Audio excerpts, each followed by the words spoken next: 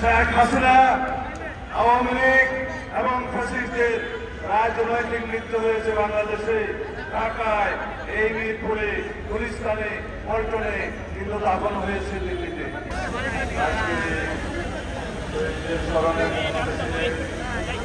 Mobile ভাই সাবধানে রাখবেন।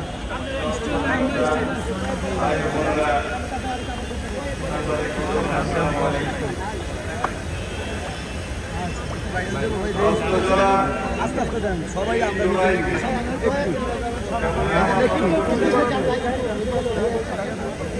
প্রাণের বিনিময়ে অর্জিত এই বাংলাদেশের স্বাধীনতা, সার্বভৌমত্ব এবং গণতন্ত্র রক্ষায় আর কত রক্ত দিতে হবে। আমার মনে হচ্ছে শহীদের রক্ত সামনে এই বাংলাদেশে আমাদের স্লোগান হওয়া উচিত। আমার মনে হচ্ছে আমাদের স্লোগান হওয়া উচিত আর দেব না রক্ত, মুক্ত স্বদেশ আমার এই বাংলাদেশ। এই স্লোগান যদি আমরা দিই তাহলে পরে আমাদের মনে হবে আমাদের অনেক দায়িত্ব, অনেক কর্তব্য দেশের প্রতি, সে দেশের মানুষের প্রতি। আর দেব না রক্ত, মুক্ত আমার বাংলাদেশ, স্বদেশ আমার মুক্ত। এই শহীদের রক্তে রঞ্জিত এই বাংলাদেশে আমাদের শপথ হবে এই রক্তস্নাত শহীদের রক্তস্নাত বাংলাদেশে ফ্যাসিবাদের কোনো ঠাঁই নাই। আর কোন শকুনির থাবা বাংলাদেশে কখনোই থাবা দিতে পারবে না বাংলাদেশের স্বাধীনতার সার্বভৌমত্ব গণতন্ত্রের উপরে। আমাদের বক্তব্য হওয়া উচিত আজকে যারা নতুন নতুন বাক্য বিশারদ হয়েছেন রাজনীতিতে, তাদের উদ্দেশ্যে নসিহত করছি, যারা নতুন করে বাংলাদেশে ক্ষমতায় যাওয়ার জন্য স্বপ্ন দেখছেন, এই স্বপ্ন দেখা ভালো।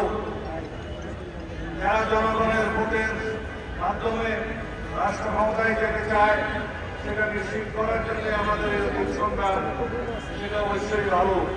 কিন্তু মনে রাখতে হবে, কেউ যদি বাংলাদেশে নির্বাচনকে পিছিয়ে দিয়ে নির্বাচনকে নিশ্চিত করে এবং নির্বাচন না করে রাষ্ট্র ক্ষমতা থাকতে চায়, অথবা বিভিন্ন রকমের গোয়াবাড়িতে মাছ শিকার করার ষড়যন্ত্র করতে চায়, তাদের উদ্দেশ্য হচ্ছে ফ্যাসিবাদের দোষররা যেন আবার পুনর্বাসিত হয়। আমরা লক্ষ্য করছি বিভিন্নভাবে আজকে বাংলাদেশে গণতান্ত্রিক শক্তিগুলোর মধ্যে বিভক্তি সৃষ্টির পায়তারা চলছে। আমরা লক্ষ্য করছি বাংলাদেশের পক্ষের শক্তি সমূহে যারা ফ্যাসিবাদ বিরোধী গণতান্ত্রিক আন্দোলন ঐক্যবদ্ধ হয়েছিল, তাদের মধ্যে বিভক্তি সৃষ্টির বিভিন্ন রকমের। সুতরাং আমাদের সজাগ থাকতে হবে।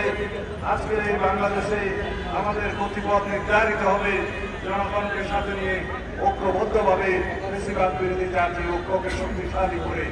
তাই বন্ধুগণ, আমাদের আজকে অনেক কথা। এই জুলাই কেন আসলো, এই জুলাই আসতে কেন 17 বছর লাগলো, বাংলাদেশের স্বাধীনতা আসতে কেন 23 বছর লাগলো, স্বৈরাচার বিরোধী সামরিক স্বৈরাচার বিরোধী সংগ্রামের পরে 9 বছর পরে কেন গণঅভ্যুত্থান হলো, ছাত্র গণঅভ্যুত্থান হলো, এগুলো আমাদের হিসাব করতে হবে। আমরা কি এই মুক্ত স্বাধীন বাংলাদেশে কেবলই রক্ত দিতে থাকবো গণতন্ত্রের জন্য? আমরা কি এই মুক্ত স্বাধীন বাংলাদেশে কেবলই রক্তের জন্য আমরা ভূমিকা করবো? আমরা কি নির্বাচনের জন্য, ভোটাধিকারের জন্য, গণ অধিকারের জন্য, গণতান্ত্রিক অধিকারের জন্য, স্বাধীনতা সার্বভৌমত্বের জন্য কেবলই রাস্তায় এসে সংগ্রাম করতে থাকবো, কেবলই রক্ত দিতে থাকবো? এই দেশের মানুষের অধিকার কখনোই কি প্রতিষ্ঠা হবে না? একবার আমরা সুযোগ পেয়েছি, এই সুযোগ শতাব্দীতে একবারও আসে না। স্বাধীনতা একটি দেশের কপালে একবার আসে। এই স্বাধীনতা যদি আমরা রক্ষা করতে না পারি, এই পরাধীনতার সমান হবে। যখন আমরা অরক্ষিত স্বাধীনতা থাকবে, সেই অরক্ষিত স্বাধীনতাকে আমরা ভোগ করতে পারবো না, এটা পরাধীনতার নামান্তর হবে।